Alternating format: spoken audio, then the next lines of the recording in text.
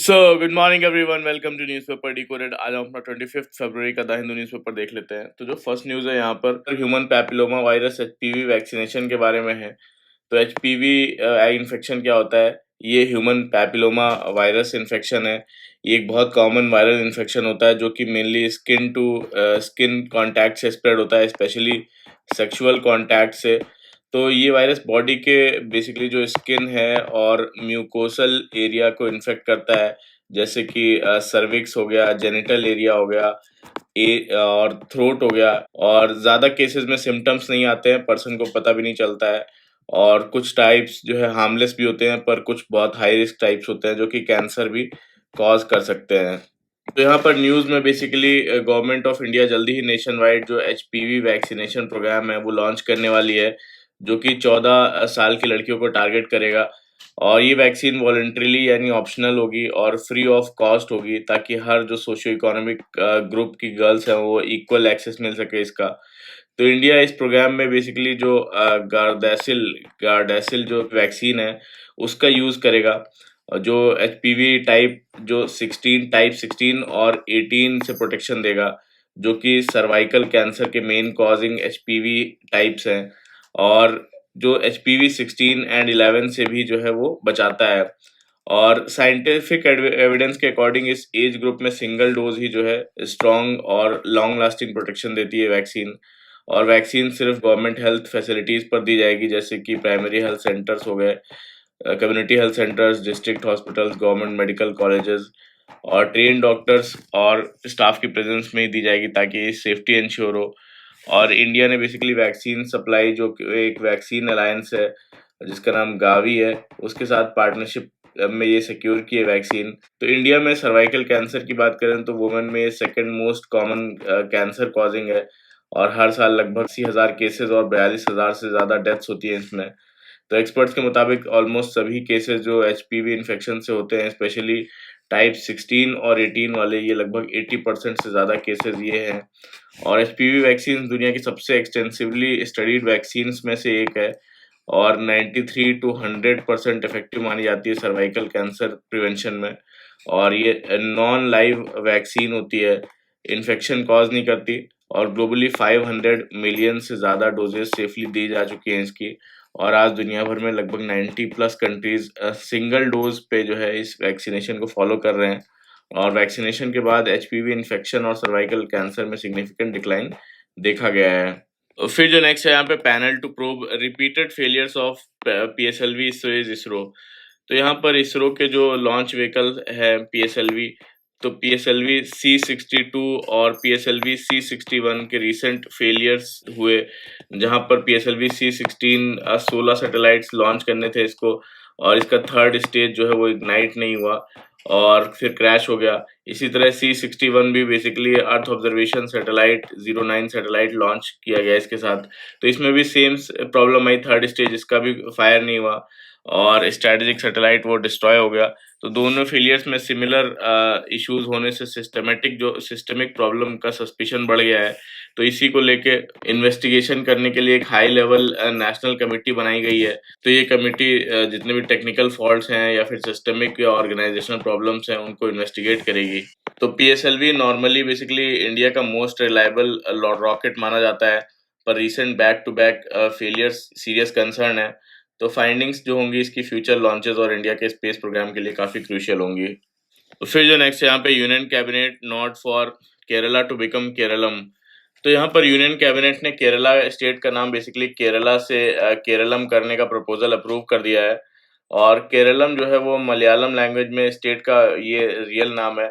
तो अब प्रेसिडेंट इस प्रपोजल को बेसिकली कॉन्स्टिट्यूशन के आर्टिकल 3 के अंडर केरला लेजिस्लेटिव असेंबली को भेजेंगे, ताकि असेंबली जो है अपना व्यू दे सके इस पे। तो अब आगे का क्या प्रोसेस है कि प्रेसिडेंट बेसिकली केरला असेंबली से ओपिनियन मांगेंगे, असेंबली अपनी राय देगी, फिर सेंट्रल गवर्नमेंट बेसिकली पार्लियामेंट में बिल इंट्रोड्यूस करेगी, पार्लियामेंट अप्रूव करेगी और ऑफिशियली नाम चेंज हो जाएगा। तो आर्टिकल 3 ऑफ द कॉन्स्टिट्यूशन क्या क्या पावर देता है? बेसिकली आर्टिकल 3 पार्लियामेंट को पावर देता है कि वो इंडिया के स्टेट्स की जो बाउंड्रीज हैं, एरिया है या फिर उनका नेम है, जो वो चेंज कर सकता है। तो पार्लियामेंट लॉ बनाकर बेसिकली नया स्टेट बना सकता है, दो या दो से ज़्यादा स्टेट्स को मर्ज कर सकता है, किसी स्टेट का एरिया कम या ज़्यादा कर सकता है, स्टेट की बाउंड्रीज चेंज कर सकता है, स्टेट का नाम चेंज कर सकता है। तो एग्जाम्पल जैसे यहीं पे केरला को केरलम प्रपोजल भी इसी आर्टिकल के अंडर आया है। और यहाँ पर जो स्टेट असेंबली की ओपिनियन होती है वो बाइंडिंग नहीं होती है। और फिर जो नेक्स्ट है यहाँ पे engagement with local people is key to mitigate human wildlife conflict supreme court. तो यहाँ पर सुप्रीम कोर्ट ने कहा है कि साउथ इंडिया स्पेशली केरला में जो बढ़ रहा है ह्यूमन वाइल्ड लाइफ कॉन्फ्लिक्ट है उसको सिर्फ कोर्ट ऑर्डर से सॉल्व नहीं किया जा सकता। इस प्रॉब्लम को समझने के लिए ग्राउंड लेवल पर जाकर जो लोकल लोग हैं उनकी लैंग्वेज में बात करनी होगी और ह्यूमैनिटेरियन अप्रोच से हैंडल करना होगा इसको।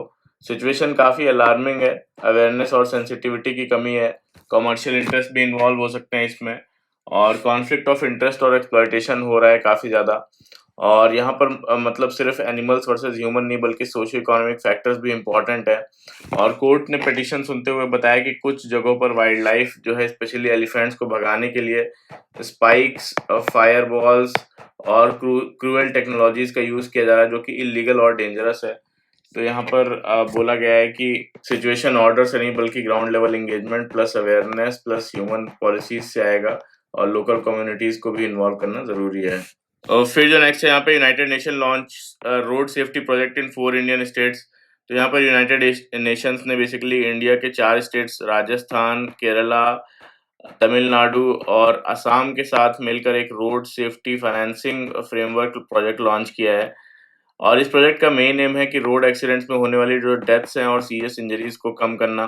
तो यहाँ पर यूनाइटेड नेशन जो रोड सेफ्टी स्पेशल एनवॉय है उन्होंने कहा कि वर्ल्ड अभी जो है ट्रैक पर नहीं है अपने गोल को अचीव करने के लिए। गोल है 2030 तक जो रोड डेथ्स और इंजरीज हैं उसको 50% तक कम करना under the decade for of action for road safety 2021 से 2030 के अंडर। फिर जो नेक्स्ट यहाँ पे ये वायु शक्ति एक्सरसाइज के बारे में है। वायु शक्ति 2026 ये एक्सरसाइज इंडियन एयरफोर्स की एक large scale fire power demonstration exercise है जिसमें इंडियन एयरफोर्स अपनी कॉम्बैट कैपेबिलिटीज को दिखाती है। यूजुअली जो है राजस्थान के पोखरन फायरिंग रेंज में कंडक्ट की जाती है। और फिर जो नेक्स्ट है यहाँ पे supreme court closes suo motu case on polluted rivers after 5 years of near inaction.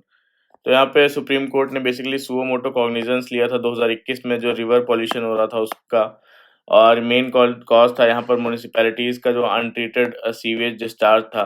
तो रिवर्स को यहाँ पर ह्यूमन सिविलाइजेशन की लाइफलाइन जो है यहाँ पर बताया गया।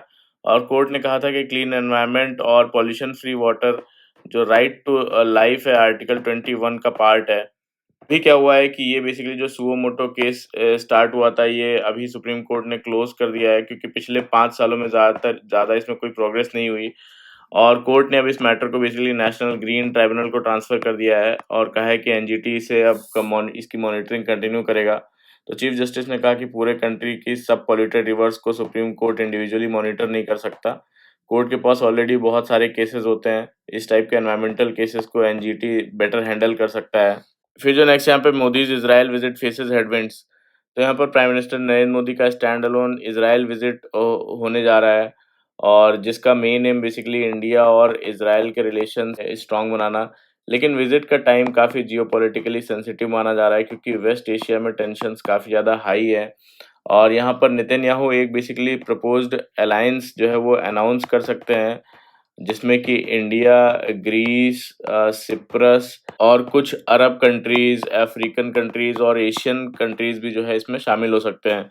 तो यहाँ पर टारगेट बेसिकली क्या रहेगा, सुन्नी और जो शिया का एक्सेस है उसके अगेंस्ट में कोऑपरेशन को एक्सपैंड करना इस अलायंस के थ्रू।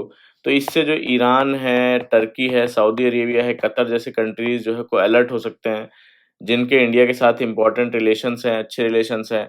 तो यहाँ पर यूएस और ईरान का भी टेंशन हाई है वेस्ट एशिया में, पॉसिबल मिलिट्री एस्केलेशन का रिस्क है। इंडिया को ये सारे ऑप्टिक्स मैनेज करना होगा क्योंकि ईरान से भी हमारे अच्छे स्ट्रैटेजिक टाइज हैं और ईरान एनर्जी सप्लायर और कनेक्टिविटी पार्टनर भी है हमारा, जहाँ पर ईरान में हमने चाबहार पोर्ट में इन्वेस्टमेंट किया हुआ है। और ये विजिट गाज़ा वॉर के बाद हो रहा है जिसमें 70,000 से ज़्यादा लोग मारे गए हैं। इसराइल जो है वेस्ट बैंक में कंट्रोल बढ़ाने की प्लानिंग कर रहा है जिससे इंटरनेशनल क्रिटिसिज्म हो रहा है। तो इंडिया ने यूनाइटेड नेशन स्टेटमेंट पर लेट साइन किया जो इसराइल की पॉलिसीज़ को क्रिटिसाइज करता था। तो यहाँ पर इंडिया को बेसिकली इसराइल पार्टनरशिप और वेस्ट एशिया बैलेंस दोनों को इस विजिट में मेंटेन करना होगा। तो फिर जो नेक्स्ट यहाँ पे centre increases MSP for jute by 275 rupees पर क्विंटल। तो गवर्नमेंट ने यहाँ पर रॉ जूट की जो मिनिमम सपोर्ट प्राइस है 2026 और 2027 के लिए ₹275 पर क्विंटल बढ़ा दिया है और नया एमएसपी जो है 5925 पर क्विंटल जो है वो रखा गया है। और सबसे ज़्यादा फ़ायदा इसका बेसिकली उन स्टेट्स को मिलेगा जहाँ पर जूट प्रोडक्शन ज़्यादा होता है, जैसे वेस्ट बंगाल हो गया, असम हो गया, बिहार और उड़ीसा के कुछ एरियाज़। फिर जो नेक्स्ट यहाँ पे an Israel visit is its strategic economic and regional impact. तो यहाँ पर वेस्ट एशिया मिडिल ईस्ट में बेसिकली सिचुएशन बहुत टेंस है।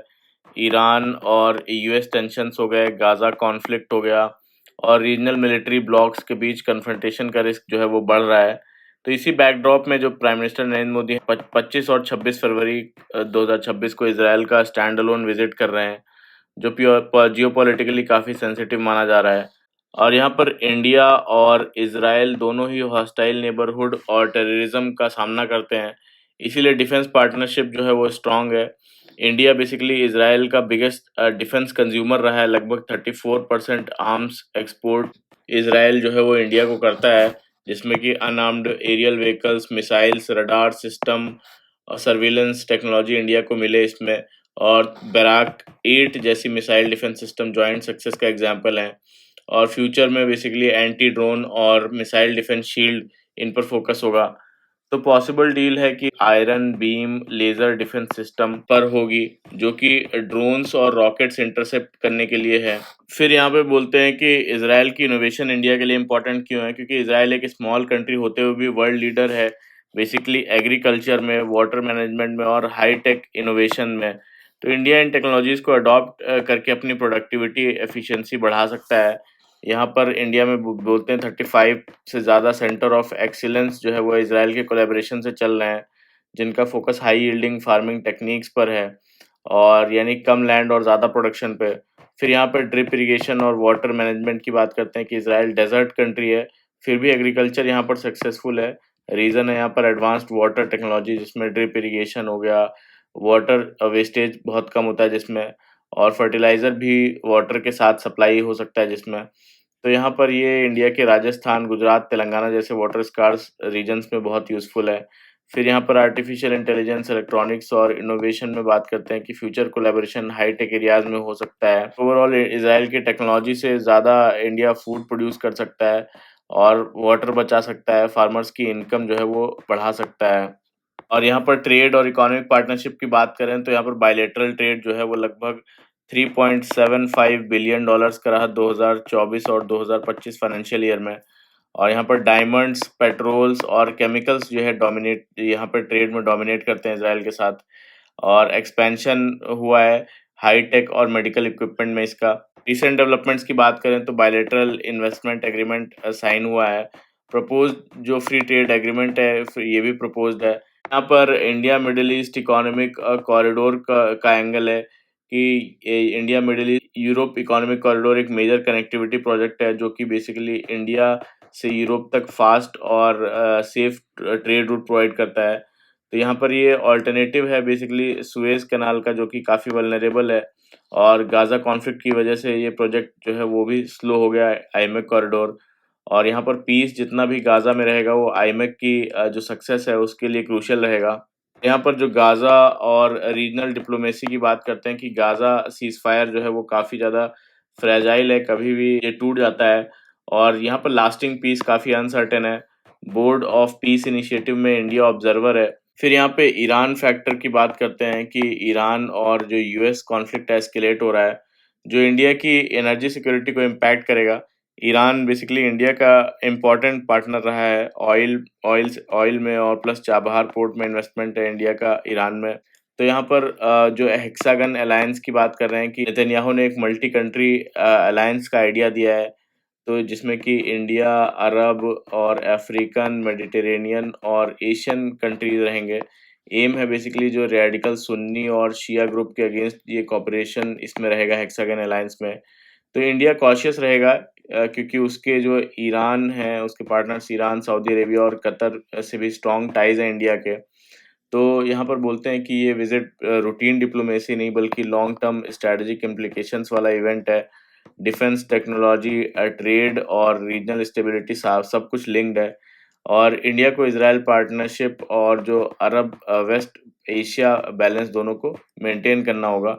और फिर जो नेक्स्ट यहाँ पे India's trade strategy in a multipolar world. तो यहाँ पर बोलते हैं इंडिया अपनी ग्लोबल ट्रेड स्ट्रैटेजी को काफ़ी एग्रेसिवली एक्सपैंड कर रहा है ताकि एक्सपोर्ट्स बढ़ें और कंट्री को एक मेजर ग्लोबल ट्रेड पावर बन सके इंडिया। तो यहाँ पर गोल है कि 2030 तक $2 ट्रिलियन एक्सपोर्ट्स हों, जो कि फॉरेन ट्रेड पॉलिसी 2023 में है ये गोल। और 2025 में जो टोटल एक्सपोर्ट्स हैं गुड्स और सर्विसेज का वो लगभग $825.25 बिलियन रहा, जो कि 6.05% की ग्रोथ रही इसमें। तो यहाँ पर पहले बेसिकली अप्रोच की बात करते हैं कि पहले इंडिया जो है free trade agreements mainly similar जो डेवलपिंग कंट्रीज हैं उनके साथ करता था, और अब स्ट्रैटेजी चेंज हो गई है। जो डेवलप्ड इकोनॉमीज हैं उनके साथ कॉम्प्रिहेंसिव फ्री ट्रेड एग्रीमेंट्स हो रहे हैं, ग्लोबल जो वैल्यू चेन्स में इंटीग्रेशन हो रहा है, और हाई वैल्यू मार्केट ये यहाँ पर इंडिया के एफटीएज में न्यू एफटीएज में टारगेटेड हैं। तो एफटीए कवरेज 2019 में एक्सपोर्ट बास्केट अगर है उसमें, तो एफटीएज का कंट्रीब्यूशन लगभग 22% था, जो कि 2026 में एक्सपेक्टेड है कि 71% हो जाएगा इन एफटीएज का कंट्रीब्यूशन। और यहाँ पर इंडिया और यूरोपियन यूनियन की ट्रेड डील जो फ्री ट्रेड एग्रीमेंट साइन हुआ 2026 में, ये इंडिया का सबसे इम्पोर्टेंट ट्रेड डील माना जा रहा है, क्योंकि इसमें 90% गुड्स पर टैरिफ रिड्यूस हुए हैं या फिर एलिमिनेट कर दिए गए हैं, और जो इंडिया का सामान बेसिकली यूरोपियन यूनियन कंट्रीज में जाएगा। तो यहाँ पर ह्यूज मार्केट एक्सेस भी यूरोपियन यूनियन का मिलेगा इंडिया को, कि 2 बिलियन पीपल लगभग यहाँ पर हैं। और बूस्ट इससे मिलेगा टेक्सटाइल को, pharma, leather, chemical, marine export को। और यूरोपियन मशीनरी भी हमें एक्सेस हो सकती है, एक्सेस मिल सकता है उससे, जिससे प्रोडक्शन कॉस्ट कम होगी हमारी। फिर यहाँ पर जो बोलते हैं कि इंडिया और यूएस ट्रेड फ्रेमवर्क के बारे में, कि फरवरी 2026 में interim reciprocal trade agreement framework sign हुआ, जिसमें कि टैरिफ जो है ग्रेजुअली रिड्यूस होंगे, इंडियन एक्सपोर्ट्स को यूएस मार्केट में एक्सेस मिलेगा, रेयर अर्थ सेमीकंडक्टर में कॉपरेशन की बात की गई है, इलेक्ट्रॉनिक मैन्युफैक्चरिंग हब बनाने में हेल्प मिलेगी। तो यहाँ पर एफटीएस का जो मेजर बेनिफिट है, बोलते हैं कि जो मेजर बेनिफिट है, लार्ज डेवलप्ड मार्केट्स में एंट्री मिलना इंडिया को, एक्सपोर्ट पोटेंशियल इंक्रीज होना, और एमएसएमईज का ग्लोबल सप्लाई चेन्स में इंटीग्रेशन हो सकेगा। और यहाँ पर सेकंड बोलते हैं बेनिफिट जो होगा कि इंटरमीडिएट गुड्स जो हैं उनका इंपोर्ट और एक्सपोर्ट दोनों ही इजी होगा, जिससे प्रोडक्शन कॉस्ट कम होगी, कॉम्पिटिटिवनेस इंक्रीज होगी। और थर्ड बोलते हैं यहाँ पर कि इंटर जो डिप्लोमेटिक इन्फ्लुएंस है वो भी काफ़ी स्ट्रांग होगा, यानी कि ग्लोबल ट्रेड रूल्स शेप करने में हमारा भी रोल जो है वो बढ़ेगा। फोर्थ बोलते हैं कि एक्सपोर्ट डाइवर्सिफिकेशन, यानी कि किसी एक रीजन पर डिपेंडेंसी ना होना, अदर कंट्रीज के साथ भी एफटीएस करना ताकि एक कंट्री पर डिपेंडेंसी ना रहे। यहाँ पर इंडिया का एम है कि इकोनॉमिक सुपर पावर बनना, मैन्युफैक्चरिंग को बूस्ट करना, प्रोडक्शन लिंक्ड इंसेंटिव स्कीम के साथ इंफ्रास्ट्रक्चर को एक्सपैंड करना, डिजिटल और सर्विस एक्सपोर्ट्स ग्रो करना, और ग्लोबल सप्लाई चेन्स में की प्लेयर बनना। तो यहाँ पर बोलते हैं कि India aggressive free trade agreements और एक्सपोर्ट जो है पुश के थ्रू ग्लोबल ट्रेडिंग सिस्टम में लीडिंग पावर बनने की डायरेक्शन में मूव कर रहा है। तो फिर जो नेक्स्ट यहाँ पे top court's failure to uphold directives on cow vigilantism is shocking. तो यहाँ पर सुप्रीम कोर्ट ने सिग्नल दिया है कि वो 2018 की गाइडलाइंस जो कि काउ विजिलेंटिज्म और मॉब लिंचिंग रोकने के लिए है, उनको एक्टिवली इन्फोर्स करने की रिस्पॉन्सिबिलिटी नहीं लेगा। और कोर्ट ने कहा कि जनरल डायरेक्शंस को मॉनिटर करना काफ़ी अनमैनेजेबल है, और अब अप्रोच ये होगा कि हर केस इंडिविजुअल बेसिस पर डील किया जाए, और अगर किसी के राइट्स वायलेट होते हैं तो वो कोर्ट्स में केस फाइल कर सकते हैं। तो यहाँ पर बोलते हैं 2018 का जजमेंट क्या था, कि 2018 में सुप्रीम कोर्ट ने काउ प्रोटेक्शन के नाम पर जो हो रही मॉब लिंचिंग है उस पर स्ट्रॉन्ग गाइडलाइंस दी थी, कि स्टेट का ड्यूटी है कि सिटीजन्स को प्रोटेक्ट करे, प्रिवेंटिव, प्यूनिटिव और रेमेडियल मेजर्स लेने को कहा था, लिंचिंग को मॉबोक्रेसी बताया था। कोर्ट बेसिकली वॉचडॉग की तरह मॉनिटर करेगा, ऐसा एक्सपेक्टेशन था। और यहाँ पर करंट सिचुएशन पोजीशन की बात करते हैं, कि चीफ जस्टिस ऑफ इंडिया के रिसेंट रिमार्क्स ने बोला कि जनरल डायरेक्शंस को इम्प्लीमेंट करवाना कोर्ट के लिए प्रैक्टिकल नहीं है। कोर्ट पुलिसिंग का काम जो है वो नहीं कर सकता, और इंडिविजुअल विक्टिम्स लीगल रेमेडी जो है वो ले सकते हैं इंडिविजुअल केस फाइल करके। और पिटिशनर चाहते थे कि बेसिकली गाइडलाइंस फॉलो ना करने वाले स्टेट्स पर जो कंटेम्प्ट एक्शन हो। तो यहाँ पर आर्टिकल के अकॉर्डिंग जो काउ विजिलेंटलिज्म इंसिडेंट्स बढ़ रहे हैं, कुछ स्टेट्स में विजिलेंट ग्रुप्स को कौसी पुलिस पावर्स भी मिल गई हैं, और पुलिस कभी-कभी एक्शन वो नहीं लेती है या विक्टिम को ही टारगेट करती है। और जो करंट रूलिंग गवर्नमेंट है उन पर स्टेट्स पर जो है गाइडलाइंस इग्नोर करने का एलिगेशन एलिगेशन है। तो इससे रूल ऑफ लॉ पर नेगेटिव इम्पैक्ट का कंसर्न है। और नॉर्मल सिचुएशन में पुलिसिंग जो है स्टेट का काम होता है, सुप्रीम कोर्ट को इंटरवीन करने की ज़रूरत नहीं होती। लेकिन सिटीजन्स को सुप्रीम कोर्ट तक जाना पड़ा, ये लॉ एनफोर्समेंट फेलियर को शो करता है। और फिर जो नेक्स्ट यहाँ पे अट्रैक्टिंग टैलेंट पोजीशन अब्रॉड। तो यहाँ पर यूएस ने 2025 में जो H1B वीज़ा है पिटिशंस पर, वो लगभग $1 लाख की वन टाइम फीस लगा दिया, जिससे जो इंडियन इंजीनियर्स हैं और प्रोफेशनल्स हैं उनके लिए अमेरिका में जॉब लेना बहुत महंगा हो गया। तो यहाँ पर बोलते हैं कि ये पॉलिसी चेंज बेसिकली इंडिया के लिए अपॉर्चुनिटी भी बन सकता है, स्पेशली ओवरसीज टैलेंट को अट्रैक्ट करने के लिए। गवर्नमेंट बेसिकली इंडियन डायस्पोरा को वापस एंगेज करने के लिए इनिशिएटिव चला रही है, जिसमें कि गति, जो कि global access to talent from India, e migrate, वी 2.0, VAJRA faculty scheme, research collaboration की बात की जाती है, जिसमें नो इंडिया प्रोग्राम, इन सब जैसे प्रोग्राम्स के through basically India and diaspora को वापस एंगेज करने के लिए इनिशिएटिव्स गवर्नमेंट चला रही है। तो एम है कि जो ब्रेन ड्रेन है उसको ब्रेन सर्कुलेशन में कन्वर्ट करना। ब्रेन सर्कुलेशन का मतलब कि जो स्किल्ड लोग हैं, engineer, scientist, professionals permanently foreign country में सेटल नहीं होते, बल्कि बाहर जाते हैं, स्किल्स और एक्सपीरियंस गेन करते हैं, फिर वापस अपने कंट्री में आते हैं और इकोनॉमी और इनोवेशन में कंट्रीब्यूट करते हैं। तो यहाँ पर जो इंडिया में रिटर्नीज़ हैं, जो रिटर्न होके आते हैं, उनको प्रॉब्लम क्या होती है? बेसिकली मेजर सिटीज़ स्टार्टअप्स के लिए स्ट्रॉन्ग हैं, पर फैमिलीज़ के लिए टफ़ हैं, क्योंकि हाई हाउसिंग कॉस्ट है, स्कूल एडमिशन इश्यूज़ हैं, स्पाउस जॉब अपॉर्च्युनिटीज़ कम है, हेल्थ केयर और इंफ्रास्ट्रक्चर गैप्स हैं। तो एग्ज़ाम्पल के लिए महाराष्ट्र में स्ट्रॉन्ग स्टार्टअप इकोसिस्टम है, लेकिन काफ़ी expensive living high cost of living है। दिल्ली में पॉलिसी हब है, लेकिन हाउसिंग कॉस्ट और जो एलीट नेटवर्क यहाँ पर डोमिनेट करता है। तो यहाँ पर H1B वीज़ा के बारे में बोलते हैं कि 2024 में जो टोटल अप्रूवल्स हैं उसमें 71% इंडियंस ने ही ये लिया और 46% बेनिफिशियरीज मास्टर्स डिग्री होल्डर्स हैं। यानी कि highly skilled workforce US economy का की पार्ट बनती है यहाँ इस वीज़ा से। और न्यू फी से स्पेशली जो न्यू ओवरसीज़ एप्लीकेंट्स हैं वो अफेक्ट होंगे। फिर यहाँ पर बोलते हैं कि यूएस एजुकेटेड जो इंडियन ग्रेजुएट्स हैं, यानी यूएस में जिन्होंने ग्रेजुएशन लिया, वो इंडिया में जॉब्स कंसिडर कर रहे हैं और senior executives long term prospect rethink कर रहे हैं। इंडिया में और यहाँ पर इंडिया में ऑलरेडी 1600 से ज़्यादा ग्लोबल कैपेसिटी सेंटर्स हैं, जिसमें कि 1.66 मिलियन लोग एम्प्लॉयड हैं। यहाँ पर सबसे बड़ा कंसर्न क्या है कि इंडिया का जो R&D स्पेंडिंग है रिसर्च पे, इंडिया का लगभग 0.64% है पूरी जीडीपी का। वहीं पे बात करें यूएस का लगभग 3.4% of the GDP research and development पे जाता है। चाइना का 2.41% है। वहीं पे इसराइल की बात करें तो ये 5.71% है। तो यहाँ पर बेसिकली इंडिया का लो R&D इन्वेस्टमेंट इनोवेशन है, ग्रोथ को लिमिट करता है। इंडिया को बेसिकली करना क्या चाहिए कि इंडिया को प्राइवेट जो रिसर्च एंड डेवलपमेंट है, इन्वेस्टमेंट इंक्रीज करना चाहिए।